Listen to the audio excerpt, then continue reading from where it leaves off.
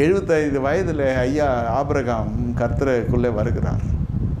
என்ன விசுவாசம் இருக்கிறது பிள்ளை வேணும்னு கேட்குறதுக்கு? சகோதரருடைய மகனே பெரிய மகனாக இருக்கான். அவன் பிள்ளைகள்லாம் பெரிய பெரிய கல்யாண வயசு பசங்க. எனக்கு ஒரு பிள்ளை தாரு மாண்டவர், எனக்கு ஒரு பிள்ளை தாரு மாண்டவர், எனக்கு ஒரு பிள்ளை தாரு மாண்டவர். பார்க்குற பொழுதெல்லாம் கர்த்தரை கேட்கிறார். அந்த வயசுக்கு மிஞ்சின காரியமாக தானே உலகம் பார்க்கும். உனக்கு சின்னதெல்லாம் பிள்ளை பெற்று அதுவே கல்யாண வயசுக்கு வந்திருக்கு, எனக்கு இப்போ பிள்ளை கேட்குறன்றப்போ அது பைத்தியக்காரத்தனமாக இருக்கும். நம்முடைய ஜெபம் உலகத்துக்கு ஒரு கேளிக்கை பொருளாக இருக்கும். ஆமாம், மேலே பார்க்கும், கீழே பார்க்கும், எல்லாம் பார்க்கும். ரட்சிக்கப்படுறதுக்கு முன்னே நம்ம எப்படி இருந்தோம்?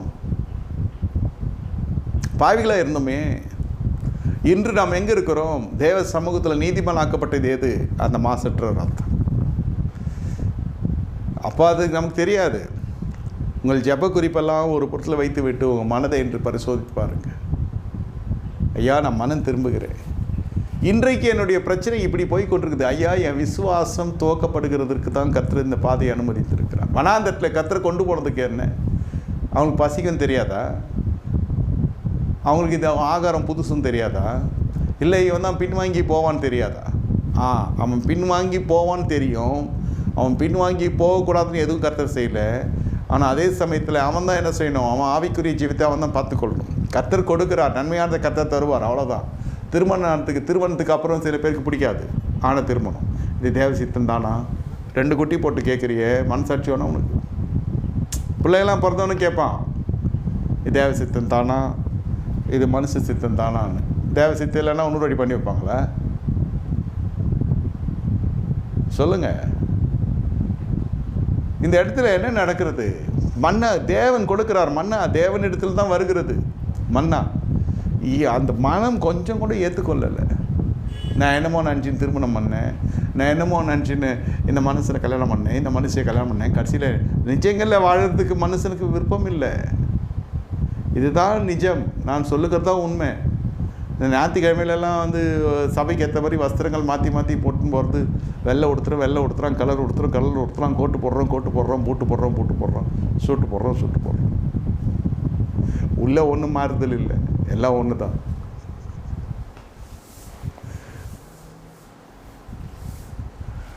மனம் மாற வேண்டும். மனம் மாற அவர் மனுஷன் அல்ல. அவர் வச்சுட்டாரியா, சந்திரனை நைட்டில் தான் வைக்கணும், சூரியனை பகலில் தான் வைக்கணும். பெரிய சுடர் சிறிய சுடர் உண்டாக்க வேண்டும். நட்சத்திரங்கள் வேண்டும். மனுஷனுக்கு காற்று வேண்டும், மனுஷனுக்கு தண்ணீர் வேண்டும், மனுஷனுக்கு சகல ஜீவராசிகள் வேண்டும். எல்லாம் கர்த்தர் தீர்மானிச்சிட்டார். அதெல்லாம் மாற்ற முடியாது. அவர் இன்னும் மனம் மாறவில்லை. ஆனால் மனம் மாறுவதற்கென்று மனுஷனுக்கு தான் அது அனுகிரகம் செய்யப்பட்டிருக்கிறது. ரட்சிக்கப்பட்டே நினச்சோன்னாக்கா நம்ம பட்சிக்கப்பட்டுருவோம். மறுபடியும் சொல்கிறேன், நம்ம எல்லாம் தெரிஞ்சு முடிஞ்சிச்சு அவ்வளோதானே. கடைசி வர தேவ சமூகத்தில் நம்ம அலசி ஆராய்ந்து இதுதான் சொல்கிறது. நான் 1 மணி நேரம் ஜெபிக்கிறேன், ஆவியில் ஜெபிக்கிறேன், அனலில் ஜெபிக்கிறேன், நான் இப்படியா இருக்கிறேன், அப்படியா இருக்கேன். ஒன்றும் இல்லையா, உட்காந்து மனசை சோதித்து பாருங்கள். எவ்வளோ அழுக்கு வரும் தெரியுமா? எவ்வளோ குறைகள் தெரியுமா? மற்றவனெல்லாம் இல்லை, என்னுடைய ஜீவித்தை சொல்கிறேன். இஸ்ரேல் புத்திரர்களும் தெரியல. வந்தோன்னே பார்த்தான், செங்கடல் திறக்கிறத பார்த்தேன். இதுவரை இந்த மாதிரி வாசல் திறந்ததில்லை. இதுவரை இந்த பாதை நான் பார்த்ததே இல்லை. ஐயோ ஆண்டவரே, சோத்திரம். புது பாதை. பின்னாடி வர்றது பார்வனை கூட கவனிக்கலை. ஏன்னா அப்போ வரைக்கும் அவன் கவனம் எல்லாம் கர்த்தர் மீது இருந்தது. பார்வன் வந்தான், மாட்டினான், செத்தான், முடிஞ்சிச்சு. அதை பற்றியெல்லாம் அவங்க துதிக்கலாம் இல்லை. புது பாதை திறந்துட்டு துதிக்கிறோம். பார்வனெல்லாம் அவங்க நினச்சி கூட பார்க்கல. அங்கேருந்து வந்தது தான். புது பாதையிலே துதித்து கொண்டே போகிறார்கள். சரி, இப்போ வந்துடுச்சு, நம்ம இறங்க வேண்டிய இடம் அல்லது நம்ம நிலைப்பட வேண்டிய இடம் வந்துடுச்சு. அதை ஏற்றுக்கொள்ள முடியல. இந்த நிச்சயதார்த்தத்துக்கும் திருமணத்துக்கும் நடுவில் பார்த்தீங்கன்னா தம்பதிகள் பேசுகிறது, ஆஹா, அவன் ஒரு 1000 வருஷம் வாழறதை போல் பேசி கொண்டிருப்பான். ராம் முழுவதும் பேசுவான், பகல் முழுவதும் பேசுவான். நீ சாப்பிட்டியா என்ன தான் பேசுவானோ தெரியாது. இந்த ஃபோனு சூடாகி அது வெடிக்கிற அளவுக்கு பேசுவான். கல்யாணத்துக்கு அப்புறம் பார்த்திங்கன்னா அந்த உற்சாகம்லாம் குறைஞ்சிரும். என்னவோ நிஜங்களில் வாழ மனுஷன் தயாராக இல்லை. மனம் மாறுவதற்கு மனுஷன் தயாராக இல்லை. போய் சொல்லுகிறது மனுஷனுடைய குணாதிசயங்களே ஒன்றா இருக்கிறது. அதெல்லாம் இருக்கக்கூடாதுன்னு தான் வேதம் சொல்லுது. மனம்தான் மாறுங்களே ஐயா. நான் ரட்சிக்கப்பட்டேன், ஞானஸ்தானம் இன்னும் அந்த விஷயம் இன்னும் பிரச்சனை. ஞானஸ்தானம் எடுமா இன்னும் பரிசுத்தமாகட்டும், பரிசுத்தமாக இருக்கிற இன்னும் பரிசுத்தமாகட்டும். வருகை வரும், அப்புறம் அவ்வளோதான், நிலைமை ரொம்ப மோசமாகிடும். கர்த்தருடைய வருகை வந்துருச்சுன்னா நம்ம போயினே வரும். நான் பயமுறுத்தலாம் இல்லை எவ்வளோ நாள் தான் பொறுத்துன்ருக்கு ஞானஸ்தானம். நான் சொல்கிறது ஆத்மாத்தமாக அன்பில் சொல்கிறேன். இன்னும் கொஞ்சம் போகட்டும், இன்னும் கொஞ்சம் நான் பரிசுமாக இல்லை, நீ இன்னும் போய் லேண்டை பாரு, இடம் வேற மாதிரி ஆகிடும்.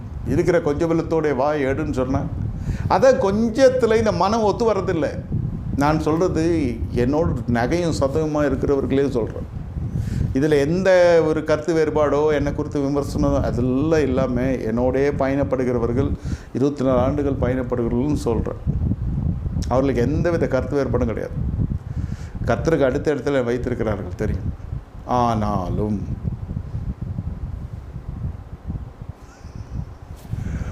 மனம் மாறுகிறது இல்லை, மனம் திரும்புகிறது இல்லை. அவர் பொய்யுரையாத தேவன். அந்த பொய்யுரையாத தேவனை நம்ம ஆராதிக்கணும்னாக்கா விசுவாசம் தான் ஆராதிக்கணும். விசுவாசம்னா என்ன? மறுபடியும் அந்த டெஃபினேஷன் சொல்லுங்க. இல்லை, அவர் சொல்லுகிறதை நீங்கள் ஏற்றுக்கொள்ளணும். ஞானஸ்தானம், திருமணம், பிள்ளை பேர், கையின் பிரயாசம், சில இடத்துக்கு போகிறது கிடையாது. மனம் பெரிய இடம் வகிக்கிறது ஐயா. தேவன் சர்வவியாபியை நம்மோடு கூட வாழ விரும்புகிறார். நம்மோடு கூட அவர் அப்படியே பயணப்பட்டு வருகிறார். நீ போகும் இடமெல்லாம் நான் உன்னோடு கூட இருக்கிறேன். இன்டர்வியூ போகிறப்ப ஆண்டவரே கூட வரும், ஆப்ரேஷன் போகிறப்ப ஆண்டவரே கூட இரும். அப்புறம் ஏதாவது ஆபத்தான காலத்தில் மனசு தானாக சொல்கிறான் ஆண்டவரே கூட இரும்.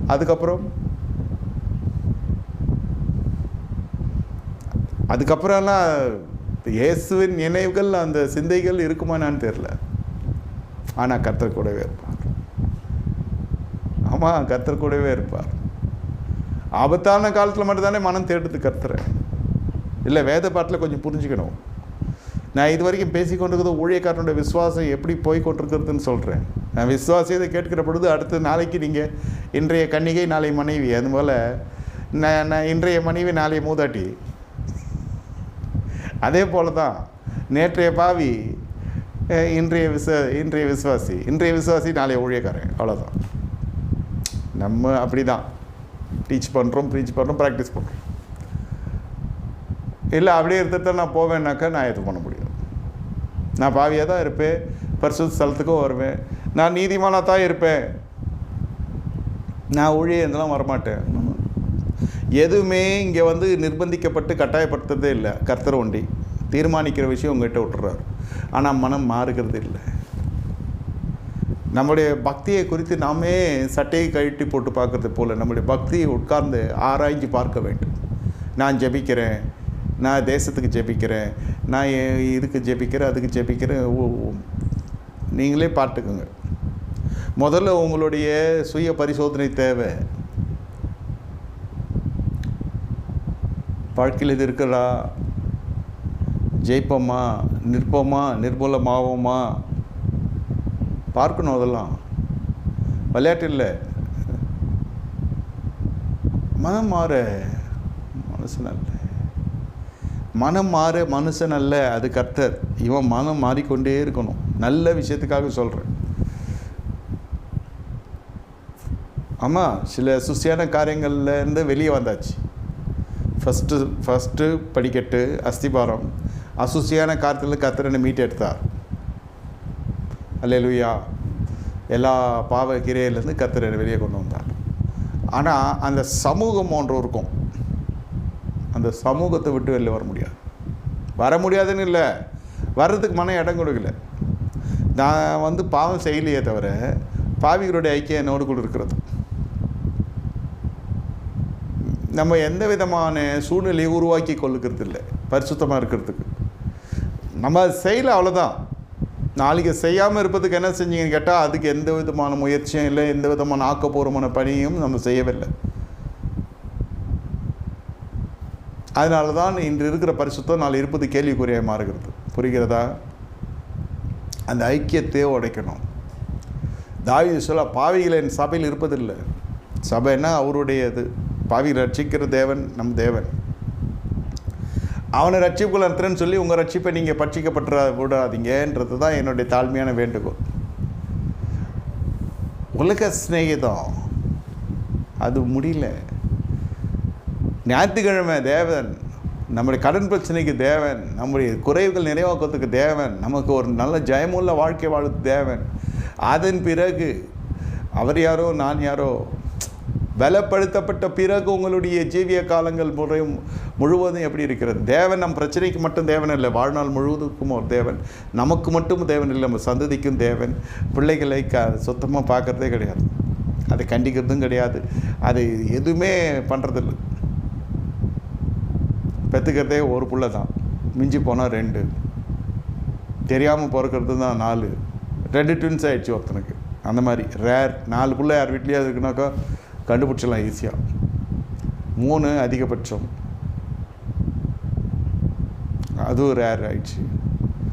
4 பசங்கள்லாம் இப்போது அது அநாகரிகமாகவே நினைக்கிறான். அதை தான் சொல்கிறது, நம்ம கலாச்சாரம் நம்ம அப்படி டியூன் பண்ணி வைக்கிது. 4 பிள்ளையா அவனுக்கு? ஏன் உனங்கினையா வந்துச்சு? அவன் பெற்றுக்கிறான். 4 பிள்ளையா? சரி, ஒரு பிள்ளை பற்றி வச்சுருக்கேன், என்ன பண்ண போகிறேன்? இருக்குல்ல, அது சாதாரணமாக தான் வளர்க்குறான். நான் ஒரு பிள்ளை பெற்றுன்னு ரொம்ப டெடிக்கேஷனோடு இருக்கானே, பெரிய லெவலுக்கு எடுத்துன்னு போவோம் அந்த பிள்ளைன்னு பார்த்தா ஒன்றும் அப்படியெல்லாம் ஒன்றும் இல்லை. இந்த 4 பிள்ளை பெற்றவன் ஒழுங்காக இருக்கிறான். இந்த ஒரு பிள்ளை பெற்றவன் எதிர்பார்த்த மாதிரி இல்லை. பயம், விலைவாசி குறித்த பயம், பொருளாதாரத்தை குறித்த பயம், எதிர்காலத்தை குறித்த பயம். ஏன் அந்த பயம்? உலக ஆவி உள்ளே இருக்குது. வாய் பரிசுத்தாவினால் நிறைந்து அந்நிய பாஷையோடு நிறுத்தி கொள்ளுகிறது. மனசுக்குள்ளே அந்த பரிசுத்தாவி வந்துச்சுனாக்கா நீங்கள் தேவனுக்கு கட்டளையிட மாட்டீங்க. ஆண்டவரே, நான் இந்த பொண்ணை தான் கல்யாணம் பண்ணுவேன், இந்த பையனை தான் கல்யாணம் பண்ணுவேன், நான் இதை தான் செய்ய போகிறேன்னு சொல்ல மாட்டீங்க. சில விஷயம் கர்த்தர் விருப்பத்தையும் செய்ய உண்டு பண்ணுகிற தேவன். ஒரு பாரத்தை கொடுக்குறார். ஒரு ஆத்ம ரீதியான ஊழிய ரீதியான காரியங்களை சொல்கிறேன். இந்த ஜனங்களை போய் பார்க்கணும். கர்த்தர் பாரத்தை கொடுக்குறார். ஜனங்களை ஆதாயப்படுத்தணும், அந்த ஜனங்களுக்கு விடுதலை கொண்டு வரணும். இது ஊழியக்காரனுடைய பாங்கு. விடுதலை பெற்றுக்கொள்கிறது எப்படி இருக்குது? விடுதலைலாம் பெற்றுக்கொள்ளணும், மறுபடியும் நான் என் தாய் சபைக்கு போகிறேன்னு இல்லை. அது கொஞ்சத்தில் இது தேவனுடைய ஆடாக, தேவனுடைய மந்தைக்குள்ளே வருகிற ஆடாலாம் இருக்காது. அது சந்தைக்குள்ளே இருக்கிற ஆடாக போய் மறுபடியும் அடுத்த பிரச்சனைக்கு இந்த அபிஷேகம் பண்ணப்பட்ட தலைமைத்துவத்தை தேடி வரும். இது அதோட மனம், இது இதோட மனம். ரெண்டுத்துக்கும் நடுவில் பொய் உரையாத தேவன் நிற்கிறார். அந்த பொய் உரையாத தேவனை எப்படி இணைத்து கொள்ளுகிறது? விசுவாசத்தினால. இந்த விசுவாசம் என்ன? நாம் போட்டுக்கிறது இல்லை விசுவாசம். விசுவாசம் என்பது அவரோடு இணைக்கப்பட வேண்டும். நீ பார்வனிடத்தில் பேசு, ஐயா நம்மளால் முடியாது, வாய்த்திக்கு மோசே சொன்னது. சரி, என்ன தான் பண்ணலாம்? சரி, ஆரோன் ப்ளீஸ் ஆரோன். சரி, 2 பேரும் போங்க, பேசுங்க, நடந்துச்சு. அப்புறம் ஜனங்களாம் திரும்ப வந்துச்சுங்க, எல்லாம் பசுக்க ஆரம்பித்தாங்க. எல்லாம் கர்த்தர் சொல்லி தான் செய்யுது. இவங்க எதுவும் ஜெபிச்செல்லாம் செய்யலை. ஜெபமே இல்லைன்னு இல்லை. இது ரொம்ப அருமையான ஒரு பகுதி. இது கர்த்தர் சொல்லுகிறத மட்டும்தான் அவங்க செஞ்சாங்க. வாழ்க்கை அற்புதமாக போனது. ஜனங்களுக்கு தாங்க முடியல. எதையாவது செய்யுன்னா 1 2 இல்லை பக்கத்தில் கடை இருக்கா ஏன்னா வாங்கி கொடுக்குறதுக்கு. இனி வாழ்க்கை சூழ்நிலை அப்படி போய் கொண்டிருக்கிறது. யாருக்கு கேள்வி கேட்டாலும் சொல்ல முடியல. ஆமாம், அவன் கேட்குறவன் நியாயமாக கேட்கறது போல தான் அவன் தெரியும். என்ன செய்ய போகிறீங்க? செய்கிறேன். கர்த்தர் செய்வார் தெரியும். சும்மா இருக்கிறப்ப நம்மளை விசுவாசத்தை சோதிக்கிற மாதிரியோ, நம்மளுடைய உற்சாகமான மனதை சீர்குலையிற மாதிரியோ கேட்பான் சில விஷயம். பசங்க, வாலிப பசங்க இருந்துச்சுன்னா எப்போ கல்யாணம் அவன் கேட்பான். இதுங்க நம்ம வீட்டில் இருக்கிறது அதுக்கு மேலே இருக்கும். இப்போ வானான்னு சில சமயத்தில் பண்ணக்கூடிய சூழ்நிலையும் இருக்காது. சரி, கல்யாணம் பண்ணி முடிச்சோன்னா என்ன கேட்பான்? ஒன்றும் இல்லையான்னு. நான் சொல்ல சமுதாயத்தை சொல்கிறேன். அப்போது இந்த தம்பதிகள் நான் சொல்லணும், அதுங்களும் லேஸ்பட்டது இல்லை. இப்போ வேணாம். எல்லாம் இருந்துச்சுன்னா என்ன சொல்லுவான்? அதுதான் அவனுக்கு அகந்தை, செருக்கு, ஆணவம் எல்லாம் இருக்கிறது என்று இருக்கிறான்வான். எதுவும் இல்லாத இருக்கிறப்ப என்ன சொல்லுவான்? இதனால தான் எதுவும் இல்லாத இருக்குதுன்னு. இவங்களெல்லாம் பிரியப்படுத்துறதோ திருப்திப்படுத்துறதில்லை. ஆனால் 100க்கு 100% இது எல்லாம் மற்றவர்களை பிரியப்படுத்துறது தான் போய் கொண்டிருக்கிறது. ஊர் என்ன சொல்லும், உலகம் என்ன சொல்லும், அது என்ன சொல்லும். கர்த்தர் என்ன சொல்கிறார்? அதற்குள்ளே வருகிறது தான் இந்த ஆவிக்குரிய வாழ்க்கை. அது வந்தால் தான் ஐயா அவர் பொய்யுறாத தேவன்ன்றது தெரியும். அது வரைக்கும் நான் ஜெபிக்கிறேன், அதை கர்த்தர் வாய்க்க செய்யணும்னு நினச்சா சிலது கர்த்தரே அந்த பாரத்தை வைக்கிறார். அது ஜெபிக்கிற பொழுது கர்த்தர் வழிகளை திறக்கிறார், அது அவருடைய வேலையை திறக்கிறார். ஆனால் இது வரைக்கும் தோத்தது இல்லை கர்த்தரை நம்பி வந்தவன். இதுதான் கர்த்தரை நம்பி வர்றது. கர்த்தரை நம்பாது இருந்து அவரை சேவிக்கிறது எப்படின்னா, அதெல்லாம் இல்லை, எனக்கு முதல்ல ஏதாவது ஒன்று தெரிகிற மாதிரி தெரியணும். வயசாகிடுச்சுன்னா நான் பிள்ளைக்காக ஜெபிக்க போகிறது இல்லை. மனசு வேலை செய்யும். பெற்றுக்கிறது எவ்வளோ கஷ்டம்னு தெரியும். அது வளர்க்குறதுக்கு ஏற்றி இறக்குறது மாதிரி அதை தூக்கி சுமந்து வளர்க்குறதுக்குள்ளே போதும் ஆகிடும். வாலிபர்களாலே முடியல, இளம் வயசுகளாலே முடியல, வயசு பெருசு. Stop the music. வேறு ஜபத்துக்கு தேசத்துக்கு ஜெபிக்க போகலாம், பீகாருக்கு போகலாம், ஹரியானாக்கு போகலாம், பாட்னாக்கு போகலாம், எருசலேமுக்கு போகலாம், இந்த டூருக்கு போகலாம், அந்த டூருக்கு போகலாம், இல்லை ஊழியம் பண்ண போகலாம், இல்லை எந்த எக்ஸ்பீரியன்ஸ் இல்லாமல் நமக்கு போய் இல்லாத எக்ஸ்பீரியன்ஸை மற்றவங்ககிட்ட போய் அவனை பஞ்சாயத்து பண்ணுறது, அது இது பண்ணுறது, தெரிஞ்ச மாதிரி பேசுகிறது. இதெல்லாம் கேட்டால் ஊழியத்துக்கு போகிறேன்னு பைபிளை கையில் வச்சு சுற்றினா என்ன தெரிய போகுது. வெளி தோட்டத்திலிருந்து பார்த்தால், ஆனால் மன ரீதியில் பார்த்தால் இன்னும் நிறைய பேர் ரட்சிக்கப்படவே இல்லை. இந்த பிரசங்கத்து வரைக்கும் பார்த்தீங்கன்னா இது நெசம். மனம் மாற நான் மனசு நல்ல மனம் மாறுறதே இல்லையே ஐயா. நான் எதை தீர்மானிச்சுட்டேன் அதை இயேசு செய்யணும், இயேசுக்கு நான் கட்டளை எடுக்கிறேன், நான் சொல்கிறத அவர் கேட்க வேண்டுமே தவிர அவர் சொல்கிறதெல்லாம் நான் கேட்கிற அளவுக்கு என்னுடைய மனம் இடம் கொடுக்கவில்லை. அதனால தான் நிறைய பேர் கவர்மெண்ட் ஜாப் வேணும்னுவான். சில பேர் கவர்மெண்ட் ஜாபில் இருக்க பொண்ணு கல்யாணம் பண்ணணுன்னுவான். சில பொண்ணு அப்படி தான் ஸ்திரமான உத்தியோகம் இருக்கிறவனை கல்யாணம் பண்ணணும். தப்பு இல்லை, பயந்தானே அது அந்த ஜபத்தை செய்ய வைக்கிறது. வறுமை கோட்டிலேருந்து கீழே இருந்து வளர்ந்தவனுக்கு அந்த பயம் இருந்து கொண்டே இருக்கும். மேலே போகிற வரைக்கும் இருக்கும், போனாலும் இருக்கும். வறுமையை கண்ட ஒரு பயம் இருக்கும். ஏன்னா வாங்கி வந்த வாழ்க்கையின் பாடசாலை வாழ்க்கை என்ற பாடசாலையை அவன் வாங்கி வந்த அடிகள் அப்படி, வாழ்க்கை கொடுத்த அடிகள், சமுதாயம், சூழ்நிலைகள், சொந்தம், பந்தங்கள் கொடுத்த அடிகள் அப்படி. அதனால் பற்றாக்குறையில் இருக்கிற டக்குனு பற்றி எரிவான் தீபமாக. எல்லாம் பசுமையில் வந்தவன் பற்றாக்குறையில் போய் வாழ்க்கை முடித்துக்குள்ளே அவனை பற்றாக்குறையில் போயிடுவான். ஃபஸ்ட்டு சொல்லுவான், எனக்கு அன்பு காட்ட யாரும் இல்லைன்னு. உனக்கு தொப்பல் மேலே கஞ்சின்னு நான் சோறு போடுறதுக்கு ஆள் இருக்கிறப்ப அதில் ஒரு அன்பு தெரியலையா உனக்கு? என்ன சாப்பாடு எதுமா அது இல்லாதவனுக்கு தான் தெரியும். சொல்ல நல்லா புரிந்து கொள்ளுங்க. மனம் பாட்டி படைக்கிறது, மனம் ஜெபிக்க செய்கிறது. எதற்கு ஜெபிக்க செய்கிறது? என் விருப்பத்தை நிறைவேற்ற ஜெபிக்க செய்கிறது. மனம் தீர்மானிக்கிறது. ஏசு ஒரு மூலையில் இருக்கிறார் ஐயா. ஏசு தேவை, ஏசு நாமம் தேவை. சகரி அப்படி தான் நிம்மதியாக இருந்தும் திடீர்னு 10-20 புள்ள பிறக்குதுன்னாரு. ஐயோ, ஏற்றுக்கிற அந்த மனநிலை இல்லை.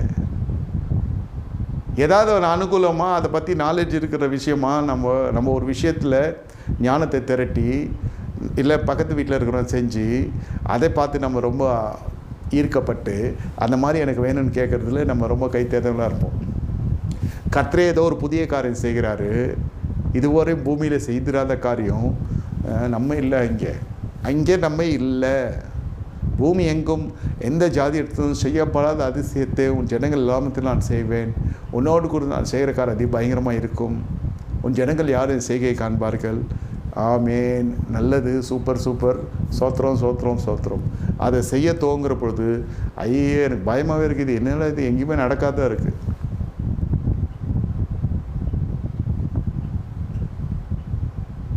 ஆமாம், புதுசாக ஏதாவது ஒன்று கர்த்தர் நமக்கு தனியாக தரார். இது வரைக்கும் உலகத்தில் யாருக்கும் தந்ததில்லை. ஏதோ தரார்.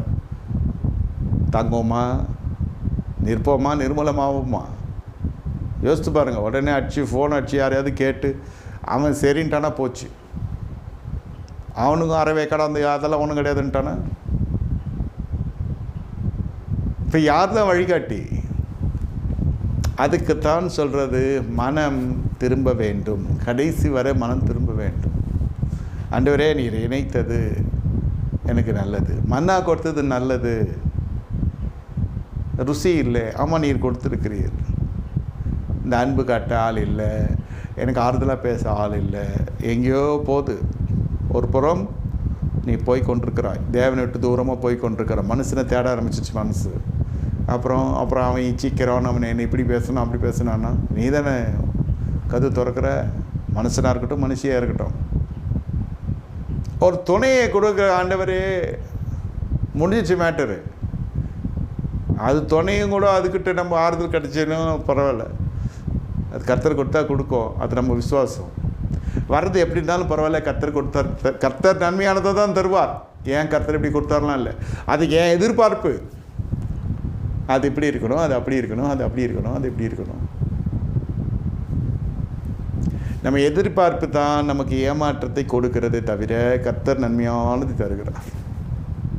நான் ருசித்தபடி நான் சொல்லுகிறேன். என் வாழ்க்கையில் நிறைய பிரச்சனை கிடையாது, நிறைய எனக்கு தோல்வியும் கிடையாது, சாட்சி சொல்கிறேன். ஏன்னா நான் எதையும் எதிர்பார்க்கவும் இல்லை, இதெல்லாம் வரும்னு நினச்சும் பார்த்ததில்லை. வர்றதை ஒண்டி தக்க வச்சுக்கிறேன், அவ்வளோதான். எனக்கு இதெல்லாம் நான் எதிர்பார்த்ததும் இல்லை, இதெல்லாம் நான் நினைத்து கூட பார்த்தது இல்லை. இதுதான் எதிர்பாராத அதிசயம் தான், ஒவ்வொரு நாளும் எதிர்பாராத அதிசயம். விஷயத்தில் ரத்ன சுருக்கமாக சொல்கிறேன். ஆனால் ஒன்று தெரியும், தேவனிடத்தில் அன்பு கூறுவதற்கு சகல நன்மைக்கு எதுவும் நடைபெறுகிறது, அவர் அறியாமல் எதுவும் நடக்காது. இதுவும் உண்மை. பிரியமான தேவன் ஜனமே, இப்போ மனம் திருமணம், யார்? சகரியா திருமணம். மனம் என்ன சொல்லியிருக்கணும்?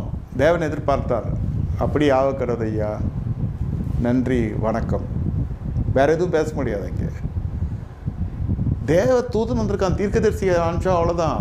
சகரியா சுத்தமாக தேவ தூதனுக்கே இந்த நிலைமைன்னா தீர்க்கதரிசி வந்தால் என்ன இருக்கும்? சகரியாவுக்கு கர்த்தருக்கு தெரியும் யாருக்கு எந்த நேரத்தில் எந்த தரிசனம் கொடுக்கணும். அந்த தரிசனமே நம்ம விசுவாசத்தை உயிர்ப்பிக்கிறதா இருக்கிறதுக்கு தான் வாயை ஒழுங்காக வச்சுக்கணுன்றது. தேவனிடத்தில் பேசுக தெரியாது ஐயா மனுஷனுக்கு, பரிசுத்தவான்களுக்கு தெரியாது. எல்லாம் பழகிறதெல்லாம் தேவன் இல்லை, ஆவியாக இருக்கிறார். தேவன் என் ஜெபத்தை கேட்கிறான்னு போய் நான் ஜெபிக்கிறேன், கரங்களை உயர்த்தி ஜெபிக்கிறேன். சபைக்கு ஜெபிக்கிறது ரொம்ப சந்தோஷம், சொந்த விஷயத்தை ஜெபிக்கிறதுக்கு எனக்கு பயம். சத்தியம் இது. நம்ம எதெல்லாம் கேட்க போய் எனக்கு ஓரளவுக்கு தெரியும் விஷயம், ஃபுல்லாக தெரியாது இல்லையா? அதனால் எல்லாமே கர்த்தரையை சார்த்து விட்டுறது. நான் ஆண்டவர் எதாவது தாங்க, எதையாவது காட்டுக்க, அதை அப்படியே ஃபாலோ பண்ணின்னு போகிறது தான் நமக்கு. ஊழியமாக இருக்கட்டும், ஒரு விசுவாசியாக இருக்கட்டும், ஒரு ஜனங்களாக இருக்கட்டும், அத்தனை பேருக்கும் தெரியும் இது சொந்த சரக்கு இல்லை, இது தேவனுடைய ஞானம். அத்தனை பேர் வர்றது அதுக்கு தான். I hope you can understand. It's not my earthly education at all. Hearing from God and talking to people, இது அத்தனை பேருக்கும் தெரியும். சொந்தமாக பேசவும் தெரியாது, இதுதான் உண்மை. ஆனால் அதனால தான் அவங்க அத்தனை பேரும் பின்தொடர்கிறது கர்த்தரை. தேவனுடைய வார்த்தையும் வெளியரங்கமாக போல்டாக சொல்கிறது. நான் நிறைய பேருக்கு சொல்லியிருக்கேன், அவனும் பழைக்க மாட்டான் அவ்வளோதான். இது வெறுப்புலலாம் சொல்லலை, இது அவ்வளோதான், தேராது, திரும்பி வர்றதில்லை. அது அப்படியே நடந்து கொண்டு இருக்கிறது, இன்னமும் நடக்கும். ஏன்னா இதெல்லாம் வெறுப்புலையோ கோபத்துலேயோ பழிவாதில் சொல்கிறேன், கர்த்தர் காட்டுறது சொல்கிறேன். அது சொல்கிறதுக்கு ஒரு தைரியம் வேணும், அதுதான் பரிசுத்தாகும். அது பெற்றுக்கொள்ளி ஏற்றுக்கொள்றதுக்கு ஒரு மனப்பக்கம் வேண்டும். இதோ லோத்து அப்படியெல்லாம் ஆண்டவரேன்னா, இவர் நான் கிழனாக இருக்கிறேன், என் மனைவி வயது சென்றவராக இருக்கிற, எங்களுக்கு இப்போ வேணான்றது தான் இங்கே சொல்ல வந்தது. அவருக்கு தெரியாதா தேவனால் கூடாத காரியம் ஒன்றும் இல்லைன்னு? யார்? சகரியாக்கு. இப்போ அது வேணாம் ஐயா, நானே நைட்டு ஒரு சப்பாத்தி சாப்பிட்டு படுத்தாலே ஜீரணம், அது கஷ்டம். இப்போ புள்ளன்றது டூ மச் இல்லையா? யோசிச்சு பாருங்கள். அப்போ தேவன், தேவ திட்டம், தேவ ஞானம், தேவன் அபிஷேகம், தேவ தரிசனம், தேவ தூதன் சொல்லிட்டு போகிறது. சரிங்க ஐயா, அப்படியே ஆகட்டும். ஆனால் ஆபிரகாம் அதில் ஜெயிச்சிட்டார். என்ன?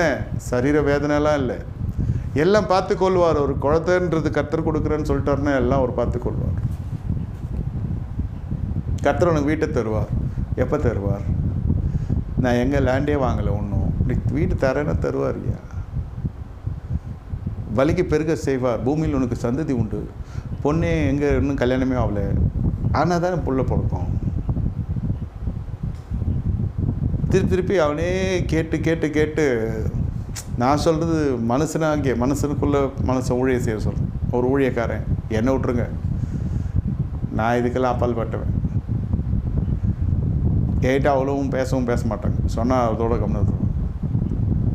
நான் பார்த்துருக்கேன், அவன் தீர்க்கதரிசனம் உரைக்கிறவன் டென்ஷன் ஆகி அவன் கெட்ட வார்த்தை பேசிட்டு போகிற அளவுக்கு பண்ணிடுவான் நம்மளால். கொண்டு வந்தது ஆசீர்வாதமான வார்த்தை தான். இவன் கேட்குற கிராஸ் கொஸ்டின்ஸ் எல்லாம் அவன் டென்ஷன் ஆகிடுவான், அவனுக்கு பதிலும் இருக்காது. அதனால் நிறைய பேர் வர்றது நிறுத்திட்டான். இதெல்லாம் நான் வந்திருக்கேன் காதுக்கு. அவனுக்காக ஜெபம் பண்ணுறேன், அவனுக்காக போகிறேன், எல்லாம் ஒரு இடத்துல மீட் பண்ணுறப்ப இது நடக்கும். கர்த்தர் பார்த்துக்கொள்வார். நான் கேட்கணும், வயசாயிடுச்சு, இனிமேட்டில் எனக்கு என்ன இருக்குது, உனக்கு இனிமேட்டு தான் வாழ்க்கையே இருக்குன்றேன். கர்த்தருடைய பாணியில் சொல்கிறேன், வயசாயிடுச்சு, இனிமேல் எனக்கு என்ன இருக்குது. கர்த்தர் அவருடைய வேலையில் எல்லாம் செய்து கொண்டிருக்கிறார். திறந்தாலும் அந்த வாசல் திறந்தாலும் நம்ம ஆட்கள் கொஞ்சத்தில் சாமானியமான ஜனங்க இல்லை, ஏற்றுக்கொள்கிறது இல்லை. ஆணு திருமணத்தை மறுதளிக்கிறான்னா அவன் எவ்வளோ பெரிய அயோக்கியனாக இருப்பான். பொண்ணும் சொல்கிறேன், ஆணும் சொல்கிறேன். ஆட்சி திருமணம் தேவசத்தை ஆட்சி சரியில்லை, இது சரிப்பட்டு வராது, இது இல்லை, இவர் பெரிய இவர். தேவன் இணைத்ததை மனுஷன் பிரிக்காதிருக்காருன்னு வேதம் சொல்லுது. அந்த இதெல்லாம் சாதகமான வசனங்கள் எடுத்துக்கொள்கிறது, கட்டளைக்குரிய வசனங்கள், கீழ்ப்பிடித்தலுக்குரிய வசனம் எடுத்துக்கொள்கிறது இல்லை. நான் பார்த்துக்கொள்கிற ஆண்டவரே, நீர் என்ன சொல் மட்டும் கேளும். அதுதான் உண்மையான நிலவரம். சகரியா எலிசபெத் அவர்கள் கொஞ்சம் கூட அந்த யோவான் ஸ்நானகன் பிறப்பை குறித்து அந்தமா தெரியல. இந்த ஐயா சொல்கிறத வச்சு சொல்கிறேன், அது தேவையா என்பதை போல் இருக்கிறது. ஒரு தெரிந்து கொள்ளுங்கள், இந்த நாளிலே மாத கடைசி தானே, இது மாத கடைசி. மாதம் முடிவதற்குள் உனக்கு அற்புதம் நடைபெறும். எப்படி நான் எனக்கு ஃபோன் பண்ணிங்க இல்லை சொல்கிறேன், ஷுட் பிலீவ். நடக்கும் ஐயா. என் தேவன் அதை செய்து முடிப்பார். கர்த்தர் உன் காரியத்தை வாய்க்க செய்வார். கட்டுகளை கர்த்தர் அவிழ்க்கிறார், சிறப்ப கர்த்தர் திருப்புக்கிறார். நான் இன்று முதல் உடனே ஆசீர்வதிப்பேன். வார்த்தை வரதே கஷ்டம். வந்ததுக்கு அப்புறம் அது கிராஸ் கொஸ்டின் கேட்டேன். சரி, அப்போ நீ எதனா ஜெபம் பண்ணி போன்னு விட்ருவான். அவனே கத்தி அவனே அடங்குவான். ரட்சிக்க பண்ணோம், இந்த மனசை ரட்சிக்க பண்ணணும். புதுசாக ஆண்டவருக்குள்ளே வந்த காலகட்டத்தில் நடக்கிறது இதெல்லாம் அலப்பறைங்க.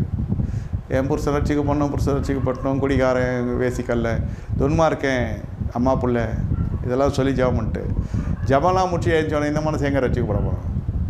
அவன் உருப்பட மாட்டான். இந்த மாதிரி அவங்களே கத்தி அவங்களே இது பண்ண. ஆனால் வேதம் என்ன சொல்கிறது? பாவி ரட்சிக்க கர்த்தராகிய இயேசு கிறிஸ்து உலகத்தில் வந்தார்.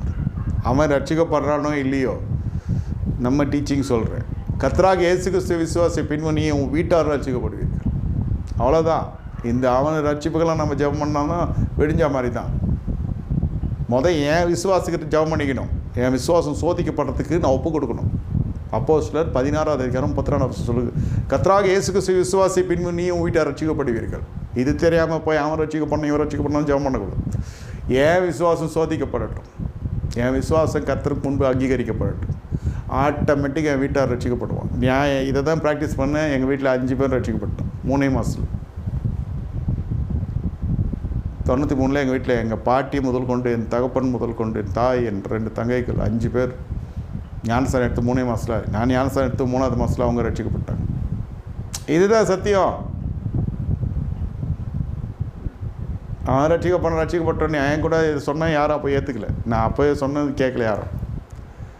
அவன் ரட்சிக்கப்படணும் இவன் ரட்சிக்கப்படணுன்ட்டு ஜெபம் பண்ணுறவன் இன்ன வரைக்கும் அந்த குடும்பம் ரட்சிக்கப்படலை. பரலோகத்துக்கும் போய் சேர்ந்தான்னு தெரில. எல்லாம் போட்டியில் எல்லாம் மாண்டு போனது, மரித்து போனது தான் மிச்சம். ரட்சிக்கப்படாத ஜனங்களுக்கு எப்படி ஜெபிக்கணும்னு கர்த்தர் சொல்லி கொடுத்தனால சொல்கிறேன். என்னை கர்த்தர் போட்டு சோதித்து சுத்த பொண்ணாய் மாற என் ஒப்பு கொடுக்கணும்.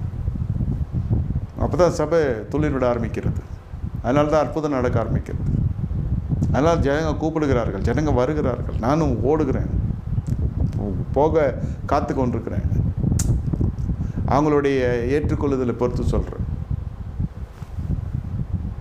இப்போ இந்த காப்ரியேலே வந்து சாப்பிட்டு போங்கலாம் சொல்ல முடியாது. காப்ரியேல் கிட்ட ஐயா அப்படியே கிடையாது, ஸ்தோத்திரம். இதை தான் இந்த காப்ரியேல் எதிர்பார்த்தார். அவர் ஒரு பெரிய மனுஷனாக நினச்சி வந்து சொல்கிறாரு, இவன் இப்படி இருப்பான், குடிக்காத இருப்பான், ராட்சசத்தை சாப்பிடாத இருப்பான், ஒட்டக தோல் உடுத்தி இருப்பான், அவன் இப்படி வளர்க்கணும், அவன் பேர் இதை வை, இவ்வளோ டீட்டெயில்ஸ் கொடுத்து ஒருத்தர் வரான், வீடு கட்ட போகிறேன், இது பெட்ரூம் இப்படிவே, இது இப்படிவே, டாய்லெட் இப்படிவே அப்படிவே. நான் செத்துட்டேன்னா அவன் கேட்குறான், நான் செத்துட்டேன்னா இதெல்லாம் செய்யறதுக்கு முன்னாண்ணா எப்படி இருக்கும்? இதெல்லாம் தேவநாமத்தை தீர்க்கதரிசனம் போயின்னு இருக்க நேரத்தில் இது சொன்னால் எப்படி இருக்கும்? நான் ஒன்றும் இல்லை, ஆவியானவர் அப்படியே அமர்ந்துருவார். சில சமயத்தில் அப்படியே நடந்துருக்கு, அவன் செத்தே போயிருக்கான். விசுவாசியாதவன் இந்த ப்ராஜெக்ட் வேணாம், அது கர்த்தருக்கு முன்னாடி தெரியும். அவ்வளோ பேரை வனாந்தரத்தில் கூட்டு வந்து நியாயம் தீர்க்க வேண்டியது கர்த்தர் வனாந்தரத்தில் எகிப்தில் மயான பூமியில் நான் கொண்டு வந்தது நல்ல நோக்கத்துக்காகத்தான். கடைப்பிடித்து கொள்ளுகிறது விசுவாசிகள் கருத்தில் இருக்கிறது, அதுக்கு தான் தலைமைத்துவம், அதுக்கு தான் தேவாலயம், அதுக்கு தான் திருசபை. நான் காலைல இங்கே போகிறேன், சாயங்காலம் இங்கே போகிறேன், மத்தியானம் இங்கே போகிறேன், நான் பிரச்சனை என்ன வருவேன்னா முடியாது. This is a plan of God and you are God's army. Follow the Lord through this leadership if you are called for it. Finished. Rest all God will take care. இந்த தலைமைத்துவத்தின் கீழ் கர்த்தரை பின்பற்றி நீங்கள் வரும்படி அழைக்கப்பட்டிருக்கிறீர்கள், தெரிந்து கொள்ளப்பட்டிருக்கிறீர்கள், அதனால் தான் இணைக்கப்பட்டிருக்கிறீர்கள். இப்படி அவர் விரும்புகிற வண்ணத்தில், அவர் விரும்புகிற வழியில் அப்படியே பின்தொடர்ந்து வாருங்கள், நீங்கள் ஆசீர்வதிக்கப்படுவீர்கள்.